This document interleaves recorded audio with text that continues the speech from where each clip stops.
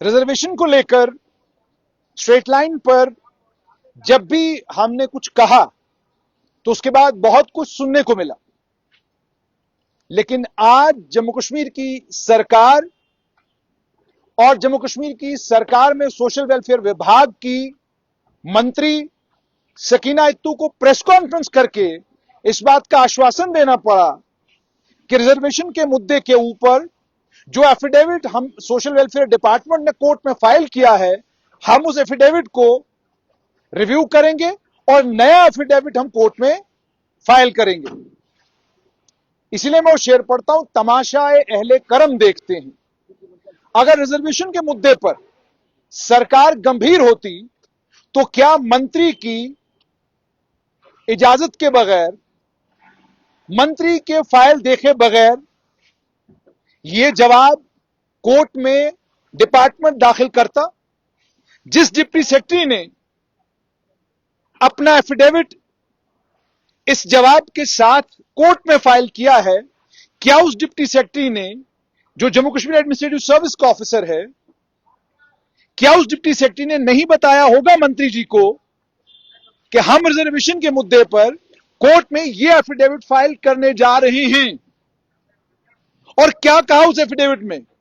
उस एफिडेविट में यह कहा गया कि जो पिटीशन जहूर अहमद बट ने रिजर्वेशन को लेकर कोर्ट में फाइल किया है, वो एक स्टैट्यूटरी ऑर्डर को, एक पॉलिसी को चैलेंज करता है रिजर्वेशन से जुड़ा हुआ, और इसमें ट्राइब्स को और कम्युनिटीज को हम लोगों ने रिजर्वेशन दिया हुआ है।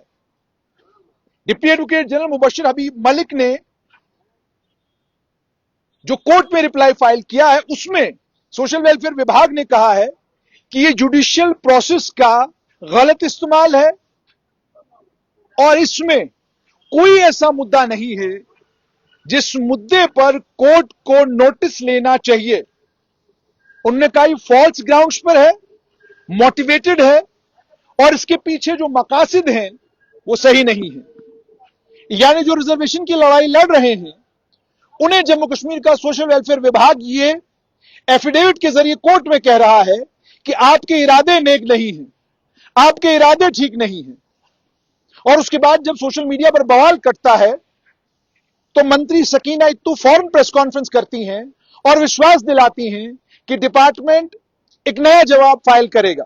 जरा सोचिए, अगर यह जवाब पब्लिक नहीं होता, अगर यह डॉक्यूमेंट आम लोगों के बीच में नहीं आता, अगर यह डॉक्यूमेंट ट्विटर सोशल मीडिया के ऊपर नहीं होता, तो क्या डिपार्टमेंट इस तरह से हड़बड़ी में अचानक जल्दी जल्दी प्रेस कॉन्फ्रेंस करता? और इतना ही नहीं, बल्कि उसमें यह भी कहा गया है कि पिटीशन नॉन मेंटेनेबल है। पिटीशन नॉन मेंटेनेबल है क्यों? क्योंकि जो पिटिशनर है उसका कोई लोकस स्टैंडा ही नहीं है और पिटिशनर कामयाब नहीं हुआ है यह बताने में कि कोई फंडामेंटल राइट को, किसी स्टैट्यूटरी राइट को या किसी लीगल राइट को नुकसान पहुंचाएगा। इसका मतलब यह कि आपका संवैधानिक अधिकार नहीं छेड़ा गया है, आपका कानूनी अधिकार नहीं छेड़ा गया है, आपके किसी अधिकार के साथ कोई छेड़छाड़ नहीं हुई है, तो आप कोर्ट में क्या करने आए हैं?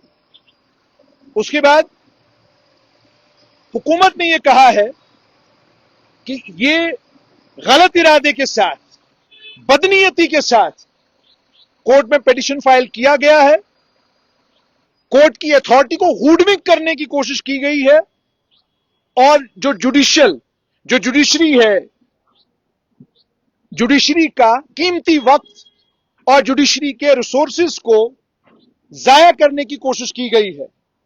यानी अदलिया, जिससे उम्मीद और तवक्का है आम आदमी को कि मुद्दा रिजर्वेशन का हो, मुद्दा कोई भी हो, आज सिर्फ और सिर्फ लोगों की उम्मीद और तवक्का अदलिया से है कि अदलिया जब इस पर कोई बात करेगी तो बात पुख्ता होगी, अदलिया जब इस पर कोई फैसला लेगी फैसला पुख्ता होगा।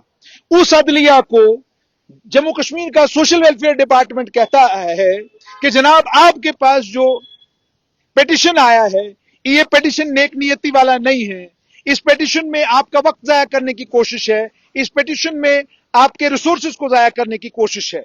और उन्होंने कहा है कि आप इस पिटीशन को डिसमिस करें, और इतना ही नहीं बल्कि यहां तक कहा है कि पिटीशनर के ऊपर अच्छा खासा जुर्माना लगाएं कि आप संवैधानिक अधिकारों को जानते हुए रिजर्वेशन 50% पर ही है, 50 से ज्यादा नहीं है, आप ये सब कुछ जानते बूझते भी कोर्ट के पास आए हैं कोर्ट का कीमती वक्त जाया करने के लिए, इसलिए आपको इसके लिए जुर्माना किया जाना चाहिए। इससे पहले एक petition 17752022 Anwar Chaudhary other duty of J and K, उसमें जो 4% रिजर्वेशन पहाड़ी स्पीकिंग लोगों, पहाड़ी बोलने वाले लोगों को दिया गया था, उस पिटीशन को 30 सितंबर 2022 को डिसमिस किया था हाई कोर्ट ने। रिस्पोंडेंट्स ने यह कहा है, यानी हुकूमत ने यह कहा है कि ये जो करंट पोजीशन है रिजर्वेशन के ऊपर, ये ओवरलैप करती है उस केस के ऊपर जिस केस को ऑलरेडी डिसमिस किया गया है। और यह भी करने की कोशिश, यह भी कहा है, यह अटेम्प्ट एक कोशिश है कि सरकार की जो ताकत है कानून बनाने की उसको सबवर्ट करने की। उसके बाद जम्मू कश्मीर की सरकार ने आर्टिकल 46 की बात की है, भारत के संविधान की। उसके बाद उन्होंने जो वीकर सेक्शंस को, ईडब्ल्यूएस को 10% मिला हुआ है, उसमें यह कहा है कि ये अफर्मेटिव एक्शन है और ये कॉन्स्टिट्यूशनली वैलिड है। और साथ में यह भी कहा है कि रिजर्वेशन केवल और केवल 50% है, 50% से ज्यादा नहीं है। और यह भी कहा है हुकूमत ने कि जो स्टेट का सब्जेक्टिव असेसमेंट है रिजर्वेशन का, पेटिशनर उसको ओवरस्टेप करने की कोशिश कर रहे हैं। यह भी कहा है कि जो 50% की सीलिंग है वो इनफ्लेक्सिबल नहीं है, आप एक्सेप्शनल सर्कमस्टांसेस में इसको ब्रीच कर सकते हैं। ये सारी बातें मैं ऑलरेडी आपको कह चुका हूं कि जब ईडब्ल्यूएस पर जजमेंट आया तो सुप्रीम कोर्ट के जज साहिबान ने कहा कि जब मामले बहुत गंभीर हो जाएं, बड़े संजीदा हो जाएं, जहां आपको लगता है कि रिजर्वेशन देकर ही इंसाफ किया जा सकता है, तो आप 50% के का जो वो क्राइटेरिया है कि 50% से आगे आप नहीं जा सकते, आप जा सकते हैं। तो कहने का मतलब यह है कि ईडब्ल्यूएस को लेकर कहा गया अफर्मेटिव एक्शन, कुल मिलाकर यह कि इस एफिडेविट में सरकार ने जोरदार तरीके से रिजर्वेशन को डिफेंड किया है, उसी रिजर्वेशन को जिसके लिए एक कमिटी तश्कील जो है वो जम्मू कश्मीर की सरकार ने दी है। अब मजा देखिए, जहां एक तरफ कोर्ट में एफिडेविट फाइल होता है, उसी दिन मंत्री साहिबा के ट्विटर हैंडल से ट्वीट आता है, जिस ट्वीट में यह कहा जाता है कि कल हम मुलाकात करेंगे, रिजर्वेशन से जुड़े हुए मामलात जिन स्टूडेंट्स के पास हैं, जिन लोगों के पास है, वो कल कमिटी के साथ मुलाकात करने के लिए आ सकते हैं। यानी अचानक उस कमिटी को इस बवाल के बाद ये याद आया कि अब मिलना जरूरी है, अब मुलाकात करते हैं। चलिए, बहरहाल हुकूमत देर आयत दुरुस्त आयत, मगर जहां तक इस जवाब का ताल्लुक है, यह जवाब जहूर अहमद भट्ट की पिटीशन के खिलाफ कोर्ट में फाइल दर्ज किया गया है। और मान लीजिए हुकूमत कल का नहीं भी दर्ज किया गया है, लेकिन तैयार किया गया है। अब मंत्री साहिबा ने यह कहा है, इसका रिव्यू किया जाएगा और एक नया जवाब हम कोर्ट में फाइल करेंगे। इंटरेस्टिंग देखना यह होगा कि जब एक नया जवाब हुकूमत तैयार करती है, तो क्या उस जवाब में हुकूमत रिजर्वेशन जो एग्जिस्टिंग है उसकी मुखालफत करेगी? और क्या कानून के जानकार उन्हें मुखालफत करने की इजाजत देंगे? कैसा रिप्लाई होगा वो? क्या उसमें जिक्र किया जाएगा कि हमने एक कमेटी बनाई हुई है, कमेटी रिजर्वेशन की रैशनलाइजेशन करने की कोशिश कर रही है, और अगर रैशनलाइजेशन कर रही है तो बुनियाद क्या है रैशनलाइजेशन की? क्या हुकूमत मानती है? क्योंकि हुकूमत को फिर एफिडेविट में यह मानना पड़ेगा कि हां, जो रिजर्वेशन है एक्सेसिव है, 50% के कैप को ब्रीच करती है, यह हुकूमत को एफिडेविट में कोर्ट के सामने मानना पड़ेगा। और अगर हुकूमत ने कोर्ट के सामने यह माना कि रिजर्वेशन 50% के कैप को ब्रीच करती है, तो फिर उन्हें अपने एफिडेविट में जस्टिफाई करना होगा कि कैसे रिजर्वेशन 50% के क्राइटेरिया को ब्रीच करता है। और अगर हुकूमत वो एफिडेविट फाइल करती है, तो फिर बताइए कमेटी क्या काम कर रही है? भाई, कमेटी अगर आपने बनाई है, कमेटी को यही तो तय करना है ज्यादा है या कम है। तो जो आपने रिप्लाई कोर्ट में फाइल करना है, वही तो बच्चे कह रहे हैं कि जनाब आप मान जाइए ज्यादा है, और आप कोर्ट को कहिए कि कितनी ज्यादा है और हम क्या करने वाले हैं। जो थोड़ा सा इस बात को समझने की कोशिश करें। फिलहाल जो रिप्लाई फाइल किया गया है वो कानूनी है।